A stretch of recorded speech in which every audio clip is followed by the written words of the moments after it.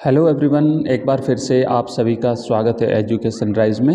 ये जो पेपर है अर्धवार्षिक परीक्षा 2021-22 का कक्षा 10 सामाजिक विज्ञान का मैं आपको दिखा देता हूं। जिन डिस्ट्रिक्ट में पेपर अभी होना है एक बार ज़रूर देख लीजिए, क्योंकि इसमें से काफ़ी क्वेश्चंस आपके रिपीट होंगे।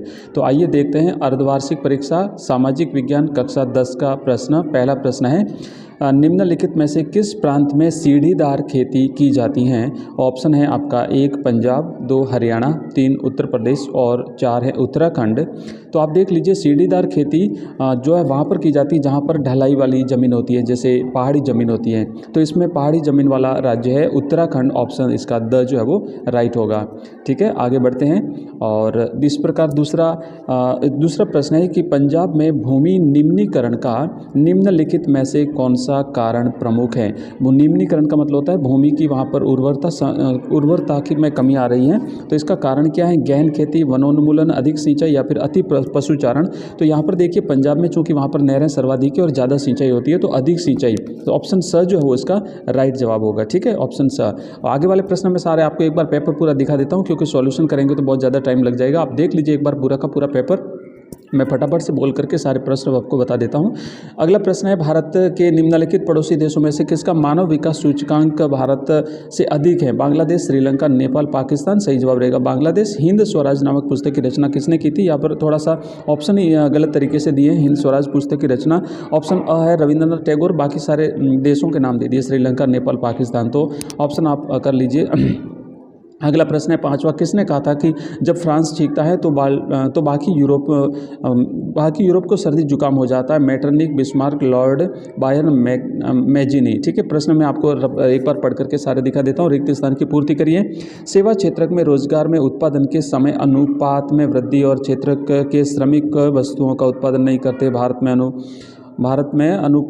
उसके बाद अनुपात में श्रमिक संगठित क्षेत्र में काम कर रहे हैं। क्षेत्र के अधिकांश श्रमिकों को रोजगार सुरक्षा प्राप्त होती है। प्राथमिक, द्वितीयक, तृतीयक क्षेत्रों की गतिविधियां होती है। आगे यहाँ पर देखिए, सुमेलित करने वाला एक प्रश्न दिया हुआ है। सूची 1 को सूची 2 से सुमेलित करना है। सरकार के विभिन्न अंगों के बीच सत्ता का बंटवारा।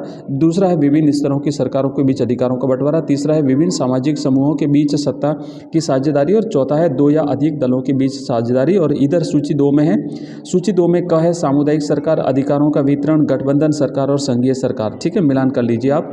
आगे बढ़ते हैं। 4 से लेकर के 9 तक प्रश्नों का उत्तर देना। प्रत्येक प्रश्न 1 अंक का है। फ्रेडरिक सारियो कौन था?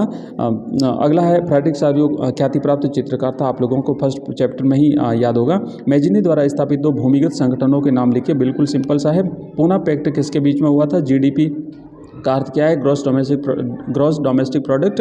वंदे मातरम गीत किसने लिखा था? बंकिम चंद्र चटर्जी ने। सेवा क्षेत्र में शामिल गतिविधियों के नाम लिखिए।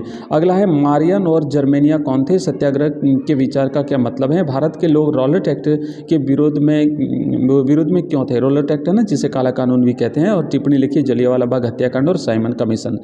14वां प्रश्न है, जैव और अजैव संसाधन क्या होते हैं? उदाहरण दीजिए। और 15वां प्रश्न है, बहुउद्देशीय परियोजनाओं से होने वाले लाभ और हानियों की तुलना करें। और अगला प्रश्न है, अतिरिक्त मुद्रा वाले लोगों और जरूरतमंद लोगों के बीच बैंक किस तरह मध्यस्थता करते हैं? 17वां प्रश्न है, संगठित और असंगठित क्षेत्रों में विद्यमान रोजगार परिस्थितियों की तुलना कीजिए। 18वां प्रश्न है, आप पढ़ लीजिए। 19वां पढ़ लीजिए। और 20वां प्रश्न है, भारत के खाली राजनीतिक मानचित्र में निम्न राज्यों को आपको दर्शाना है। मणिपुर जो कि पूर्वोत्तर का राज्य है, ठीक है ना। और उसके बाद में सिक्किम यहाँ पर आ गया, नेपाल के पास में स्थित राज्य। छत्तीसगढ़ आ गया पश्चिम दक्षिण पश्चिम में। गोवा ठेठ आ गया नीचे, और राजस्थान और पंजाब। तो ये आपको भारत के नक्शे में दर्शाना है। इसी तरीके के आपको सारे पेपर्स मिलेंगे। अगर वीडियो पसंद आए तो चैनल को लाइक, शेयर और सब्सक्राइब अवश्य कर दीजिए। Thank you.